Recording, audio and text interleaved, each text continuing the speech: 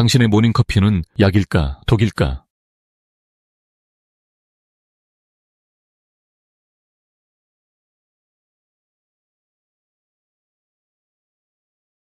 안녕하세요. 많은 분들이 아침을 커피 한 잔으로 시작하시죠? 사실 저도 그렇거든요. 이렇게 우리 일상에 정말 깊숙이 자리 잡은 이 커피가 과연 우리 몸에 약이 되고 있을까요? 아니면 혹시 독이 되고 있는 건 아닐까요?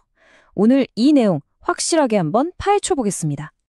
자, 바로 이게 오늘 우리가 풀어볼 핵심 질문입니다. 매일 습관처럼 마시는 이 커피 한 잔이 내 건강에 정말로 도움이 되는 걸까요? 아니면 나도 모르는 사이에 조용히 해를 끼치고 있는 걸까요? 이 상반된 질문에 대한 답을 지금부터 하나씩 찾아가 보시죠. 좋습니다. 먼저 아주 긍정적인 이야기부터 시작해 볼게요. 커피가 건강에 좋다는 연구 결과들 아마 한 번쯤은 들어보셨을 텐데요. 근데 이게 우리가 생각했던 것보다 훨씬 더 강력하고 또 놀라운 이점들이 숨어 있더라고요. 자, 한번 자세히 들여다볼까요? 이게 그냥 작은 연구가 아니고요. 무려 15만 명 이상을 대상으로 한 하버드 보건대학원의 연구입니다. 이 정도 규모면 정말 신뢰도가 높다고 할 수 있겠죠. 바로 이 연구에서 커피와 우리 체중 사이에 아주 흥미로운 관계를 밝혀냈습니다. 네, 바로 이 숫자입니다. 연구 결과를 보니까요. 매일 커피를 딱 한 잔 더 마실 때마다 4년 동안 체중 증가량이 평균적으로 0.12kg씩 줄어들었다는 거예요. 이게 작아 보일 수 있지만 매일의 작은 습관이 쌓여서 장기적으로는 정말 의미 있는 차이를 만들어내는 거죠. 이 연구를 이끌었던 하버드대의 프랭크 후 박사가 직접 한 말입니다. 좋은 소식은 대부분의 사람들에게 커피가 건강에 이롭다는 겁니다. 연구를 진행한 학자가 이렇게 자신 있게 말해주니까 커피의 긍정적인 효과에 대한 믿음이 확 가네요. 그런데 커피의 장점이 여기서 끝이 아닙니다. 제2형 당뇨병이나 파킨슨병, 심장병은 물론이고요. 간암, 우울증, 심지어 담석증 예방에도 도움이 될 수 있다는 연구 결과들이 계속 나오고 있어요. 정말 팔방민이라고 불러도 될 정도네요. 와, 이렇게 좋은 점이 많다고 해서 커피를 정말 물처럼 마셔도 괜찮을까요? 물론 그건 아닙니다. 세상 모든 것에는 한계가 있는 법이죠. 이제부터는 우리가 꼭 지켜야 할 커피의 상한선에 대해서 알아보겠습니다. 핵심은 바로 이 숫자 400mg입니다. 우리나라 식품의약품안전처에서 권고하는 건강한 성인의 하루 최대 카페인 섭취량이 바로 400mg이에요. 이 숫자는 꼭 기억해 두시는 게 좋습니다. 그럼 400mg이 도대체 어느 정도일까요? 우리가 흔히 마시는 아메리카노 한 잔에 벌써 150mg의 카페인이 들어있어요. 그럼 오전에 한 잔, 점심 먹고 한 잔 마시면 벌써 300mg이죠? 여기에 오후에 피곤하다고 무심코 에너지 드링크나 탄산음료라도 마시면 하루 권장량을 순식간에 훌쩍 넘겨버리는 겁니다. 이렇게 권장량을 넘기게 되면 우리 몸은 바로 신호를 보내기 시작합니다. 괜히 마음이 불안하고 초조해진다거나 밤에 잠이 안 오고 심장이 막 두근거리는 경험 혹시 해보셨나요? 소화가 잘 안 되기도 하고요. 특히 여성분들의 경우 칼슘 흡수를 방해해서 골다공증 위험을 높일 수도 있으니 정말 주의해야 합니다. 그렇다면 카페인이 걱정될 때 대안으로 떠오르는 게 바로 디카페인 커피죠. 이게 과연 효과가 있을까 맛만 내는 거 아닐까 궁금해하시는 분들 많으실 텐데요. 그래서 일반 커피와 디카페인 커피를 한번 제대로 비교해 보겠습니다.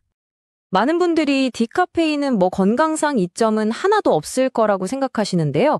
사실은 그렇지 않습니다. 카페인은 거의 없지만 제2형 당뇨병 위험을 줄여주는 것 같은 건강 효과는 상당 부분 그대로 유지가 되거든요.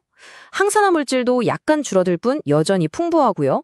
특히 평소에 속쓰림이 잦은 분들에게는 정말 훌륭한 대안이 될 수 있습니다. 자, 이제 커피의 아주 놀라운 장점과 또 반드시 지켜야 할 한계에 대해서 모두 알게 됐습니다. 그럼 이 지식을 활용해서 내 몸에 가장 잘 맞는 그야말로 완벽한 커피 한 잔을 만드는 방법을 알아볼 차례겠죠. 전혀 복잡하지 않아요. 딱 이 네 가지만 기억하시면 됩니다. 첫째, 하루 400mg이라는 기준 안에서 나에게 맞는 양을 찾고, 둘째, 설탕이나 시럽, 크림 같은 첨가물을 조심하고, 셋째, 언제 마시는지가 정말 중요하고요. 마지막으로 가장 중요한 거죠. 내 몸이 보내는 신호에 귀를 기울이는 겁니다. 아까 앞에서 커피가 체중 감량에 도움이 된다고 했잖아요. 근데 여기에 아주 무서운 함정이 있습니다. 바로 그 하버드 연구에서요.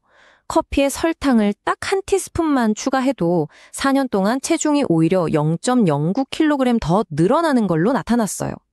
커피 자체의 좋은 효과를 설탕에 다 없애버리는 거죠. 핵심은 바로 블랙 커피입니다. 커피를 마시는 타이밍도 정말 중요해요. 특히 운동 효과를 최대로 끌어올리고 싶다면 이 숫자를 기억하세요. 30분. 연구에 따르면 운동 시작하기 딱 30분 전에 커피를 마셨을 때 근육의 수축과 이완 속도가 가장 빨라져서 운동 능력이 최고조에 달한다고 합니다. 그래서 최종 결론이 뭐냐고요? 커피는 그냥 좋다, 나쁘다 이렇게 딱 잘라 말할 수 있는 게 아니라는 겁니다. 어떻게, 언제, 또 얼마나 마시느냐에 따라서 우리 몸에 약이 되기도 하고 독이 되기도 하는 아주 섬세한 음료인 거죠. 결국 커피의 힘은 우리가 얼마나 현명하게 마시느냐에 달려 있습니다. 오늘 여러 자료들을 통해서 커피의 두 얼굴을 아주 자세히 들여다봤습니다.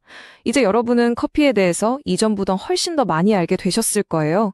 자, 그렇다면 이 지식을 바탕으로 여러분이 내일 아침에 마실 다음 커피는 과연 어떤 모습일지 한번 생각해 보시는 건 어떨까요?